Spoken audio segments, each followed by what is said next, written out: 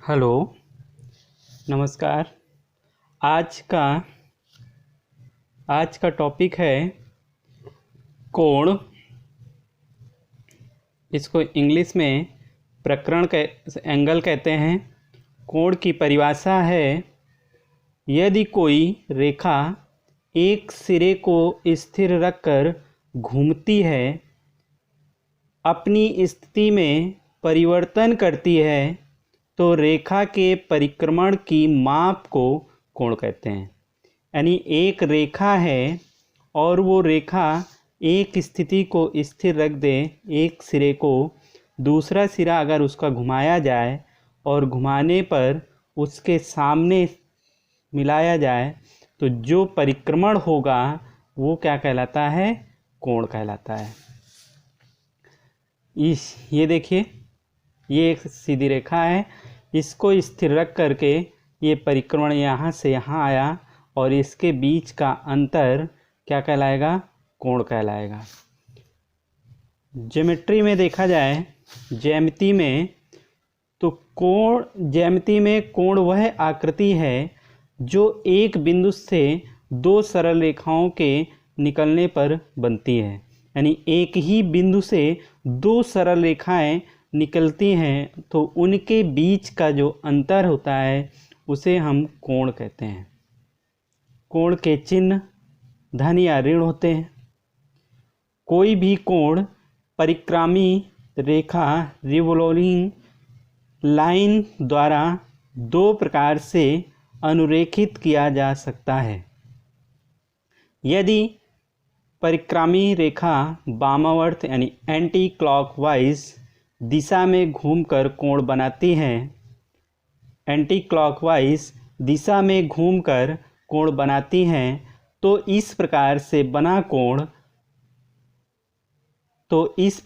बना कोण धनात्मक कोण कहलाता है। जैसे घड़ी की दिशा ऐसे है और ये घड़ी ऐसे घूमती है, इस तरह अगर इस दिशा में कोण जो बनेगा वो कोण धनात्मक कोण कहलाता है। यदि परिक्रामी रेखा दक्षिणावर्त दिशा यानी क्लॉकवाइज दिशा में घूमकर कोण बनाती है, तो इस प्रकार से बना कोण ऋणात्मक कोण कहलाता है। अगर घड़ी की सुई की विपरीत दिशा में देखा जाए, तो ये जो कोण बनेगा ये ऋणात्मक कोण कहलाएगा।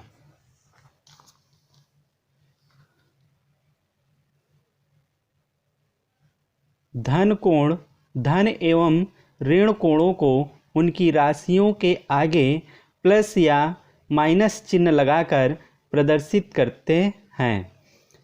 राशियां यानी संख्यात्मक मान, जैसे 30 अंश प्लस का ये प्लस चिन्ह लगा तो ये हो गया, माइनस का 45 डिग्री तो ये क्या हो गया? माइनस। आगे चलते हैं। कोणों के प्रकार में पहला प्रकार है शून्य कोण। वह कोण जिसका मान शून्य होता है उसे हम शून्य कोण कहते हैं। यानी कोण का मान अगर 0 है तो उसे क्या कहा जाएगा? शून्य कोण कहा जाएगा। क्या कहते हैं? शून्य कोण। अगला दूसरा है न्यून कोण। जिस कोण का मान 0 डिग्री से बड़ा और 90 डिग्री से छोटा होता है उसे न्यून कोण कहलाते हैं। यानी 0 डिग्री से बड़े और 90 डिग्री से छोटे जितने कोण हैं सब न्यून कोण कहलाते हैं। अगला है तीसरा पॉइंट, समकोण। जिस कोण का मान 90 अंश होता है उसे समकोण कहते हैं। जैसे एक समतल रेखा के लंबवत लाइन खींची गई तो उनसे जो बनता है कोण ये होता है 90 अंश का। अधिक कोण। जिस कोण का मान 90 से बड़ा और 180 से छोटा होता है अधिक कोण कहलाता है।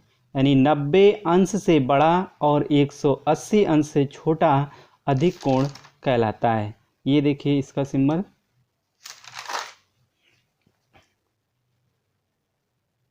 अगला है ऋजुरेखीय कोण। जिस कोण का मान 180 अंश होता है उसे ऋजुरेखीय कोण कहते हैं। एक सीधी रेखा पर बना कोण ऋजुरेखीय कोण कहलाता है। बृहत कोण। जिस कोण का मान 180 अंश से बड़ा और 360 से छोटा होता है बृहत कोण कहलाता है। जिस कोण का मान 180 अंश से बड़ा और 360 अंश से छोटा होता है उसे बृहत कोण कहते हैं। पूर्ण कोण। जिस कोण का मान 360 अंश होता है उसे पूर्ण कोण कहते हैं। यानी जिस कोण का मान 360 अंश होता है उसे पूर्ण कोण कहते हैं। ये देखिए एक वृत्त है जो वो 360 का होता है, वो उसको कोण कहेंगे तो पूर्ण कोण कहलाता है। पूरक कोण या कोटि पूरक कोण। किन्हीं दो कोणों का योग 90 अंश हो तो कोटि पूरक कोण कहलाते हैं। किन्हीं दो कोणों का योग 90 अंश हो तो कोटि पूरक कोण कहलाते हैं। दूसरा अगला पॉइंट है किन्हीं दो कोणों का योगफल, यानी दो कोणों का योगफल कितने, दो कोणों का योगफल 180 अंश हो तो संपूरक कोण कहलाते हैं। संपूरक कोण कौन से होंगे कि जिनका दो कोणों का योग अगर 180 अंश है तो वो संपूरक कोण कहलाते हैं। धन्यवाद।